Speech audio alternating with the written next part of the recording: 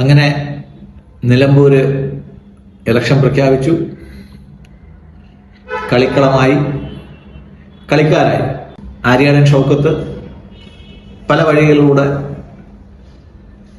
Panchayat, block തലത്തിലൂടെ, ത്രിതല പഞ്ചായത്തിലൂടെ വളർന്ന് MLA ആയിട്ട് മത്സരിക്കുന്നു. അങ്ങനെ വരുമ്പോൾ ഇടതുപക്ഷത്തിന്റെ സിറ്റിംഗ് സീറ്റാണ്. അഭിമാനമുള്ള ഒരു സ്ഥാനാർത്ഥിയെ നിർത്തേണ്ടത് LDFന്റെ അഭിമാന പ്രശ്നമായിരുന്നു. സുന്ദരനല്ലേ, സുമുഖനല്ലേ, സഖാവല്ലേ, സ്വരാജല്ലേ എന്ന് റഹീം ആർത്തു വിളിക്കുന്നത് നമുക്ക് കേൾക്കാം. അദ്ദേഹം അയ്യപ്പനെ കല്യാണം കഴിപ്പിച്ച ശേഷം ഒന്നുമില്ല, എല്ലാ ദിവസവും കന്യയ്യപ്പന്മാർ വരികയാണ്.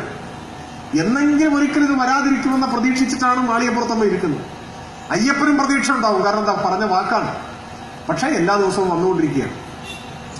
അങ്ങനെ കാത്തിരുന്ന് മാളികപ്പുറത്തമ്മയ്ക്ക് ദുഃഖം സഹിക്കാനാവാതെ മാളികപ്പുറത്തമ്മ കരഞ്ഞു.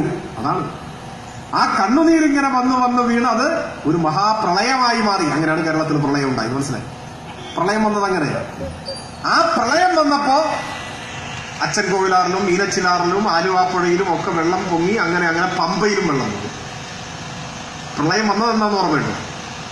ആഗസ്റ്റ് 16 നമ്മുടെ അത്തം ഘോഷയാത്ര നമ്മൾ ഒഴിവാക്കിയില്ല. ആഗസ്റ്റ് 15 അത്തം ഉദ്ഘാടനം ചെയ്തു. പക്ഷെ ഘോഷയാത്ര വേണ്ടെന്ന് വെച്ചു. അപ്പോഴേക്ക് മഴ കനത്തു. ആഗസ്റ്റ് 16 മഴ പ്രളയമായി വന്നു. 17 ആയപ്പോഴേക്ക് വീടുകളെല്ലാം മുങ്ങിപ്പോയി. അപ്പോൾ പമ്പയിലും വെള്ളം പൊങ്ങി. എല്ലാ വീടും വെള്ളത്തിലടി. ആർക്കും അങ്ങോട്ട് പോകാൻ വയ്യ. അപ്പോൾ ഒരാൾക്കും ശബരിമലയിലേക്ക് കയറാൻ വയ്യാത്ത സാഹചര്യം. ആഗസ്റ്റ് 17 എന്ന് പറഞ്ഞാൽ ചിങ്ങം 1 ആഗസ്റ്റ് 17 ചിങ്ങമാസം 1 തീയതി നട തുറന്നപ്പോ കന്യയ്യപ്പനും ഇല്ല, ഗുരുസ്വാമി ഇല്ല, ആരുമില്ല. കാരണം പ്രളയമാണ്. അങ്ങനെ ചരിത്രത്തിൽ ആദ്യമായി കന്യയ്യപ്പൻ ചിങ്ങമാസം 1 തീയതി മലയിലെത്തിയില്ല. അപ്പൊ വ്യവസ്ഥ പ്രകാരം എന്ത് വേണം? മാളികപ്പുറത്തമ്മയെ വിവാഹം കഴിക്കണം.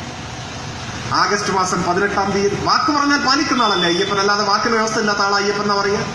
അങ്ങനെയുണ്ട്. 18 തീയതി വാക്ക് പ്രകാരം അയ്യപ്പൻ മാളികപ്പുറത്തമ്മയെ വിവാഹം കഴിച്ചു. അങ്ങനെ ബ്രഹ്മചര്യം അവസാനിച്ചു. അതുകൊണ്ട് ഇനി ശബരിമലയിൽ ഭക്തർക്ക്, സ്ത്രീകൾക്ക് വരുന്നതിൽ തടസ്സമില്ല. കാര്യങ്ങൾ ഇങ്ങനെ ആയതുകൊണ്ട് ജഡ്ജി ദീപക് മിശ്രയെ കൊണ്ട് അയ്യപ്പൻ തന്റെ ഹിതപ്രകാരം വിധി എഴുതിയപ്പോൾ ഇനി സ്ത്രീകൾക്ക് വരാം എന്ന് വിധിയിൽ എഴുതി ചേർത്തു. അങ്ങനെയാണ് വിധി വന്നിട്ടുള്ളത്. അങ്ങനെ വിശ്വസിച്ചാൽ പോരെ? പ്രശ്നം കഴിഞ്ഞില്ലേ? ഞാൻ ഈ പറഞ്ഞതൊക്കെ യുക്തിയില്ലേ? ഞാൻ ഈ പറഞ്ഞതിൽ യുക്തിരഹിതമായി എന്തെങ്കിലും ഉണ്ടോ? നിങ്ങൾ പറ. യുക്തിയില്ലാത്ത എത്രയോ കാര്യങ്ങൾ നമ്മൾ വിശ്വസിക്കുന്നു. സുപ്രീം കോടതിയുടെ വിധി വന്ന പശ്ചാത്തലത്തിൽ ഈ യുക്തിസഹമായ വിശ്വാസത്തെ നമ്മളങ്ങ് സ്വീകരിച്ചാൽ വല്ല പ്രശ്നമുണ്ടോ? എല്ലാ പ്രശ്നവും പരിഹരിക്കും. അദ്ദേഹത്തിന്റെ സ്വന്തം മണ്ഡലമായ നിലമ്പൂര് മത്സരിക്കാൻ പോവുകയാണ്. സ്വരാജിന്റെ പേരിൽ തന്നെ ഒരു സ്വരാജുണ്ട്. അതുകൊണ്ട് ആ പാട്ട് പാർട്ടി ഓഫീസിൽ നിന്ന് വിളി വന്നപ്പോഴത്തേക്ക് സ്വരാജ് ഓർത്തുപോയ പാട്ട് ഞാൻ നിങ്ങൾക്ക് വേണ്ടി പാടുകയാണ്. എൻ സ്വദേശം കാൺമതിനായി ഞാൻ തനിയെ പോകുന്നു. നന്ദി, നമസ്കാരം.